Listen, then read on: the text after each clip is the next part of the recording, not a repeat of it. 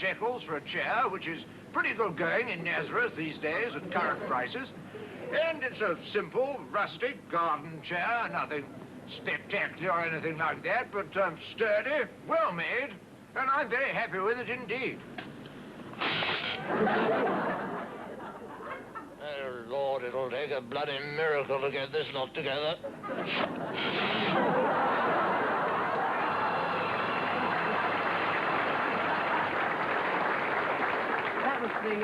That was the marvellous thing about Jesus' carpentry. He had a sort of built-in guarantee. Yeah, but it wasn't much of a chair to start with, was it? Oh, no. Well, no, Jesus, as a conventional carpenter, wasn't much cop. It was his little brother, Jimmy Christ, who did all the joinery. You had a brother? Yeah, little Jimmy Christ. Jimmy Christ? I never heard of Jimmy Christ. You never heard of Jimmy Christ? Never heard of Jesus, yes, but I never heard of Jimmy Christ. Oh, no. Lovely boy, Jimmy Christ. Yeah, lovely. Very shy, you know, he shunned publicity. Yeah. In fact, he used to say to Jesus, he said, you save the world, I'll take care of the built-in cupboards. Oh, it's a fair division of labour, I suppose, Oh, isn't it? yeah, he knew his place. You know. Yeah, never heard of it. Jimmy the Joiner. Yeah, that's it. Never ever heard of him. Yeah. Well, about Jesus, getting back to Jesus, Yeah. he never got married, did he? Well, he had a very nice landlady, a certain Mrs. McMire. Really nice old girl, Yeah. Mrs. McMire. And Mark was able to trace her down and have an interview with her. Oh. Yeah. Mrs. McMire, I understand that you actually knew Jesus. Yes, thank you, and hello. Mr. Jesus was in residence at Dead Sea View for many happy years.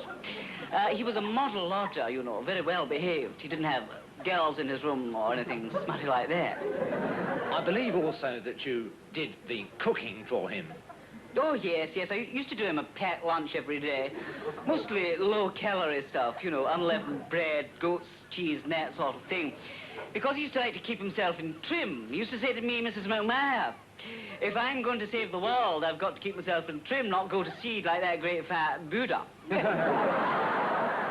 problems at all with his health? His health? No, not at all. No, he's a very healthy man. I do remember one time, however, he came back from an afternoon out with his feet absolutely sopping wet. I said, Mr. Jesus, where on earth have you been? He said, Mrs. McMahon, I've been walking on the water. Jesus, you're playing with fire walking on the water. And sure enough, you got a sniffle. A slight sniffle. Now tell me, Mrs. McMire, is there anything else you remember about this remarkable man? Well, I could go on for an eternity, of course, but I don't suppose you'd be interested in that. No, I do remember, however, one amusing episode. One afternoon, Mr. Jesus came to me and said, Mrs. McMahon, he always used to address me like that, Mrs. McMahon, I've got 5,000 people coming for a picnic lunch today. Provide me with some food. I said, Mr. Jesus, I said, 5,000 people for lunch. I said, this is bed and board for one.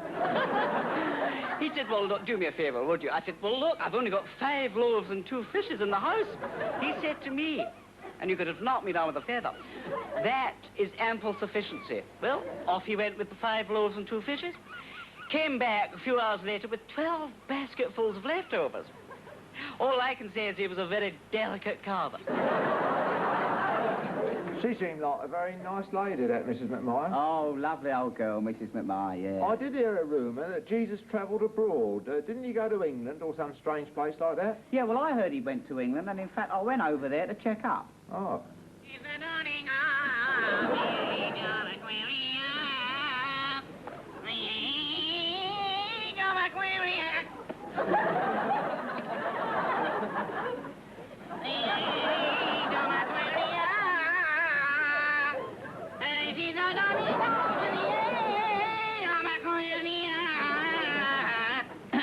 Excuse me, Enoch. Yes? Dip those feet in ancient times, walk upon England's mountains green, and was the early Lamb of God on England's pleasant pastures a seen. Actually, no. He did come over here, but we had a rather severe unemployment problem amongst our own savers at the time, and we were really looking for sort of road builder types, so I had to send him on his way back. It was nothing to do with the fact that he had this rather long hair and was Jewish. Oh, well, thank you very much for your cooperation. Oh, blimey, look at the time. Oh. Here, could you tell me the quickest road back to Galilee? As far as I'm concerned, all roads lead to Rome. Particular ass with the feather. Pardon? I said particularly nasty weather. I didn't really like that Enoch bloke, you know. No, nasty type, particularly nasty fella. Particularly nasty fella, I'd say. Yeah, very nasty. I'll tell you one thing I always felt very sorry for Jesus about. Yeah? That was having his birthday on Christmas Day. You know, so I only got one lot of presents like it. Shame that, really, wasn't it? Did he have any other problems of any kind, you know? Well, not that he ever discussed with us, you know. He was a very well-balanced sort of bloke, you know. I think, if anything, he had a bit of a father complex, you know. Yeah. a bit overawed by his dad. Yeah, well, you can understand this, can't you, Matthew? Because it was his old man what done the universe, wasn't it? Oh, yeah. Bit hard to follow that, isn't it? Top that, mate. Top that, yeah. Did Jesus ever explain why his father created all those horrible things? Those nasty things like flies and fleas and stinging spiders, snakes, alligators, bubonic plague. I never saw much use for them. It don't seem to do anybody any good. Yeah, but be fair, it was his first universe. He'd done it all in 7 days. Yeah, a bit of a rush job. He must have been hurtling about the place. Yeah, 7 days for a 7 universe. days. Good going, isn't Oh, it? yeah, marvellous. And you say flies and fleas, Yeah. Arthur. But be fair. Think of all the successes. Birds and bees, Persian cats, Yeah, geraniums, yeah, budgerigars, yeah. lovely, cuddly things like that. Yeah, a lot of nice things about when you come to think of it, Yeah, I Must think be he on does. the gloomy side, must it? No. Anyway, thank you very much indeed, Arthur, for all your cooperation. Not at all, been delighted, you know. It's been really nice talking to you. I'll tell you what I'll do. I'll send you a copy of the article when I've finished it. Oh, that'd be great, because, you know, you get a bit bored up here just abiding in the fields with your blocks, you Of know. course, you must do, yeah. We're calling it the Gospels, actually. Oh, it's a good title, that. I think the it's Gospel's good title. Nice and catchy, Yeah. you know. I think, in fact, it'll be a better seller than the Old Testament. Yeah. I think you've got all the ingredients there, haven't you? You know, from what you've told me, it's an unbelievable story. Oh, yeah. It's lovely. Incredible. Yeah. Well, it's got all the stuff in it, isn't it? I mean, you know, adventure, romance, tragedy, happy ending, Yeah. you know. It's lovely. Got the lot. Yes, indeed. Anyway, I've got to go off and try and get an interview with Pontius Pilate, but I don't know if I will. He's always in the bathroom washing his hands.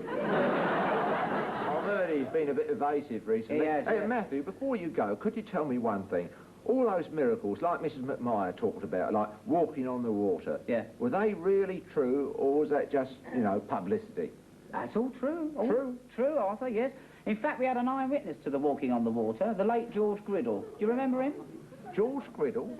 Yeah, he used to have a column in the Bethlehem Star, didn't That's he? it, yeah. Round and about Jerusalem with George Griddle. Right. Very good that was, all spicy, you know, tittle-tattle stuff. Yeah, that's it. My True Confessions by Salome. That's it. You ran that for 52 weeks, didn't Oh, you? yeah. Terrific stuff. What happened to George? Well, it's a tragic story, really. Very unfortunate. It might have been Matthew, Mark, Luke, John and George Griddle.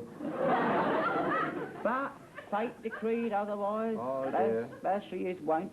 Anyway, George had been given this assignment, you know, to do 24 hours in the life of Jesus, you Yeah. know, and he'd been following him around, you know, during the morning. And he hadn't got very much to report by the end of the morning, you know, just sort of ordinary things like Jesus sits down, Yeah. Jesus stands up, Yeah. Jesus has a cup of tea, Yeah. Jesus calls out to his dog, "Get thee behind me, Satan." Nothing sensational there, is there? No front page material, Arthur. Read all about it. Jesus sensation. Jesus sits down. No, you couldn't do that. No use at all. Couldn't sell a newspaper. Sensation. Jesus stands up. No. No It good. wouldn't exactly be a grabber, would it? No, hardly. Anyway, Jesus eventually come to this lake, Yeah. and he was walking towards this lake with the late George Griddle in hot pursuit, as you can see. Oh, there's George behind him. That's right, yeah.